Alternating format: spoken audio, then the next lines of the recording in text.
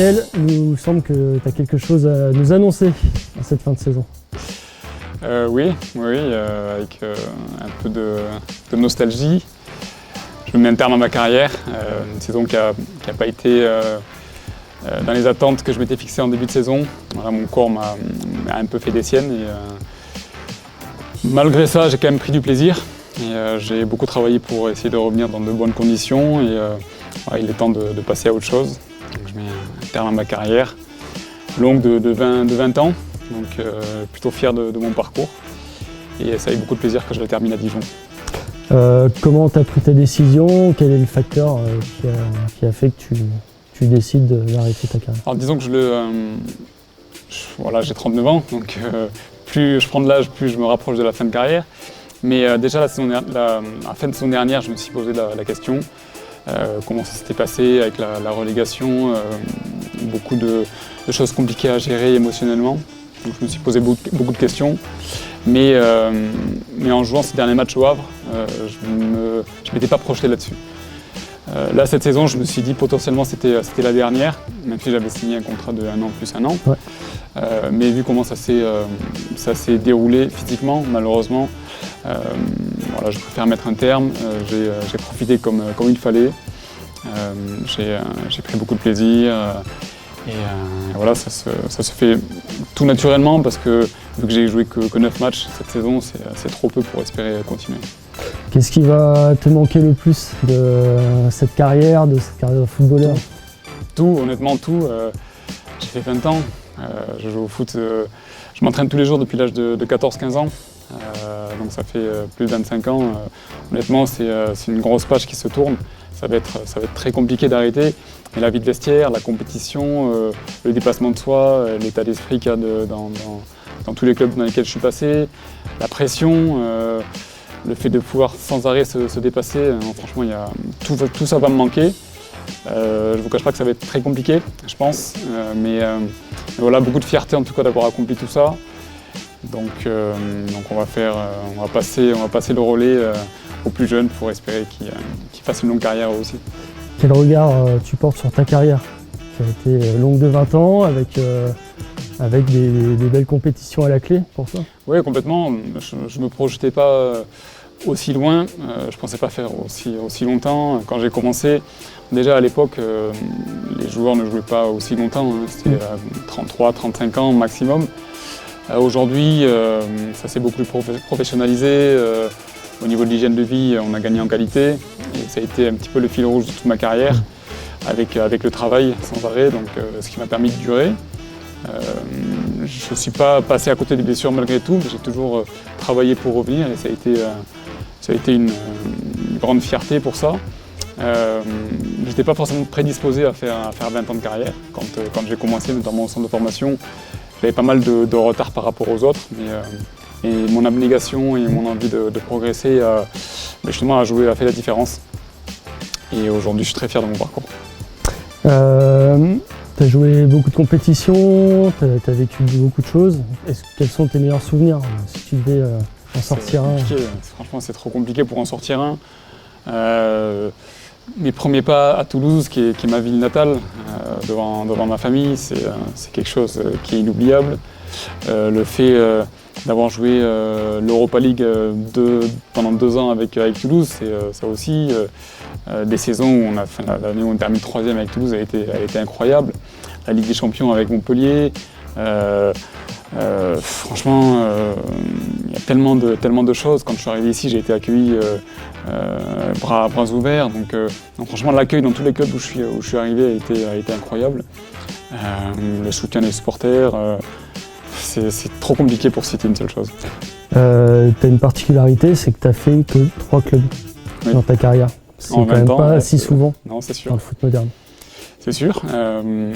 La différence, je pense, avec les joueurs d'aujourd'hui, c'est que je n'ai jamais considéré mon changement de club comme une étape. C'est-à-dire que j'y allais pour vraiment m'impliquer et progresser avec le club et ce que ça se passe le mieux possible. Quand j'ai commencé à Toulouse, je me voyais faire ma carrière à Toulouse. Sauf qu'il y a eu des choses qui ont fait que j'ai changé. Et à Montpellier, j'ai pas été prolongé. Et du coup, je suis arrivé à Dijon. Et pareil, je me voyais faire le plus longtemps possible à Dijon. Il n'y a jamais un moment donné où je me suis dit, ce n'est qu'une étape pour aller au-dessus. Déjà, je vais grandir avec le club, essayer de faire la meilleure performance possible, et puis arrivera ce qui devra arriver. Et voilà, ça m'a amené ici, 3 ans et trois belles années, même si la saison dernière s'est passée plus ou moins difficilement. En tout cas, je suis très fier de ce que j'ai fait. Quelle image tu retiens du club, ici, du DFCO? Ce qui m'est apparu déjà le plus quand je suis arrivé, quand j'ai signé, c'est les infrastructures incroyables, dignes des meilleurs clubs de Ligue 1. Un très joli stade, Gaston Gérard, franchement, dans lequel je prends beaucoup de plaisir à évoluer.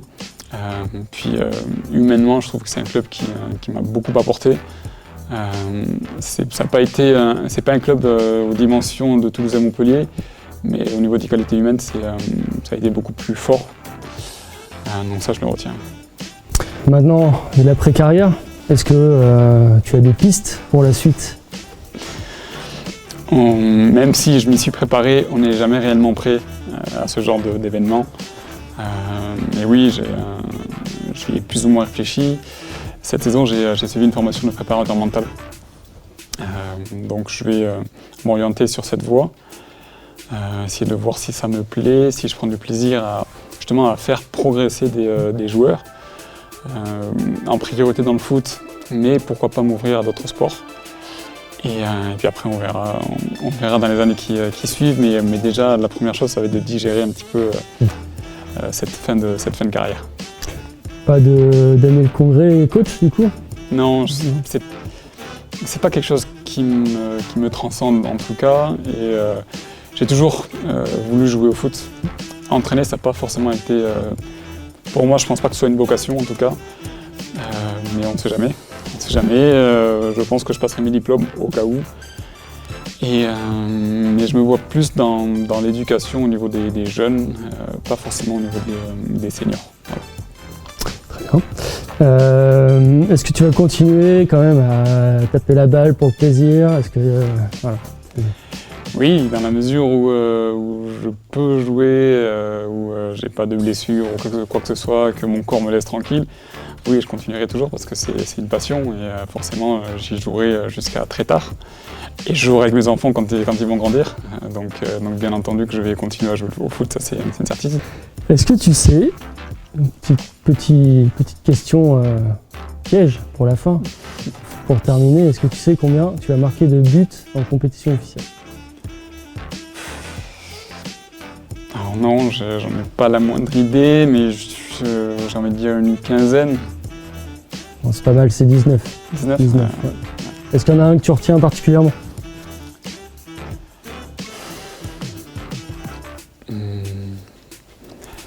Non, ils ont tous été importants.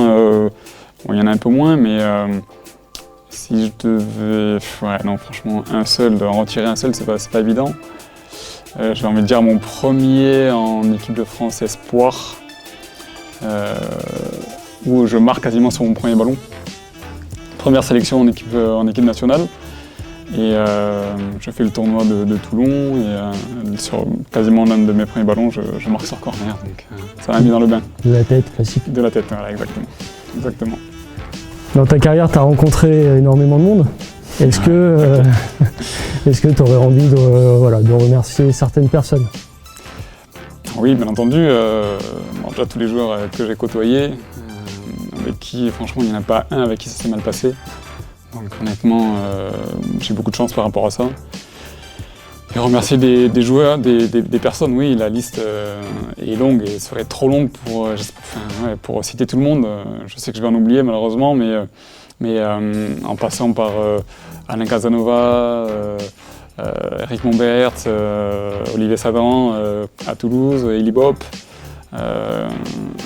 Loulou Nicolin qui malheureusement est disparu, son fils Laurent, franchement tous les coachs que j'ai connus, Michel Derzakarian qui est l'un de ceux qui m'a le plus marqué, et puis je ne vais pas oublier Olivier Delcourt qui, après une belle péripétie, m'a fait confiance à Dijon.